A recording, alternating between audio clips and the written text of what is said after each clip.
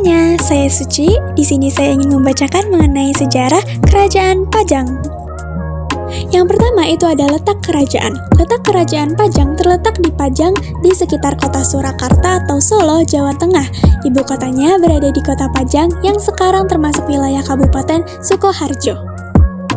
Yang kedua itu ada silsilah Raja Kerajaan Pajang. Yang pertama itu ada Sultan Hadiwijaya yang berkuasa dari 1568 sampai 1582. Ia adalah pendiri dan raja pertama. Yang kedua itu ada Pangeran Puger yang berkuasa dari 1582 sampai 1586. Ia memiliki pengaruh dalam perebutan kekuasaan, tetapi tidak semuanya berkuasa secara penuh. Yang ketiga itu ada Sultan Benawa yang berkuasa dari 1586 sampai 1600. Ia adalah putra Hadiwijaya dan raja terakhir Kerajaan Pajang.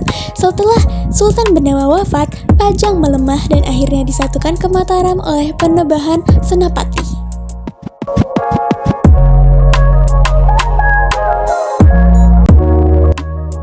Yang ketiga itu ada perkembangan Kerajaan Pajang. Ada beberapa fase perkembangan. Yang pertama itu berdirinya Pajang.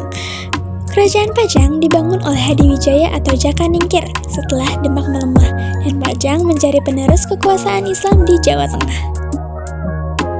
Yang kedua itu ada masa kejayaan. Pajang mampu memperkuat pengaruh politik di Jawa, juga mengendalikan bekas wilayah Demak, dan memperkuat Islam di pedalaman Jawa, juga menjalin hubungan dengan banyak adipati di Jawa Timur dan Tengah. Yang ketiga itu adalah persaingan internal. Terjadi konflik dalam istana setelah Hadiwijaya meninggal dan menjadi awal melemahnya Pajang. Yang keempat itu ada kemunduran atau kehancuran. Ada beberapa faktor penyebabnya nih teman-teman. Yang pertama itu ada konflik perebutan tahta. Setelah Sultan Hadiwijaya wafat, muncul perebutan kekuasaan antara Arya Panggiri, Sultan Benawa, dan adipati-adipati bawahan. Ini membuat kerajaan tidak stabil. Yang kedua itu ada kalah dari Mataram. Pada masa Sultan Benawa, Pajang diserang oleh Mataram yang dipimpin oleh Panembahan Senapati, dan Pajang kalah, juga wilayahnya diambil oleh Mataram. Yang ketiga itu tidak adanya penerus yang kuat. Sultan Benawa tidak punya keturunan kuat yang mampu mempertahankan kerajaan. Juga banyak adipati lebih memilih bersekutu dengan Mataram.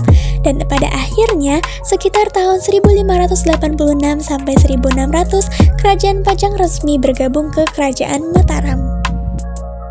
Terakhir itu ada peninggalan-peninggalan. Pertama ada peninggalan makam Sultan Hadiwijaya atau Jaka Ningkir yang terletak di Butuh, Kecamatan Bojosongo, Kabupaten Boyolali. Dan juga salah satu situs terpenting peninggalan Pajang loh. Kedua itu ada peninggalan kompleks petilasan Keraton Pajang yang berlokasi di Desa Makam Haji, Sukoharjo yang dekat Solo. Di sini dulu berdiri keraton atau pusat pemerintahan Kerajaan Pajang dan hanya tersisa bentuk petilasan, gapura, dan tempat pemandian. Ketiga itu ada makam Sultan Benawa yang terletak di Jaka Ningkir, Desa Prawoto, Kabupaten Pati, versi populernya nih teman-teman, dan dianggap sebagai salah satu situs penting peninggalan Raja Pajang juga. Keempat itu ada Masjid Laweyan di Solo, disebut sebagai salah satu masjid tua yang berkembang pada masa Pajang dan juga memiliki arsitektur Jawa Islam khas era Pajang dan Mataram awal. Kelima itu tradisi dan budaya Islam di pedalaman Jawa.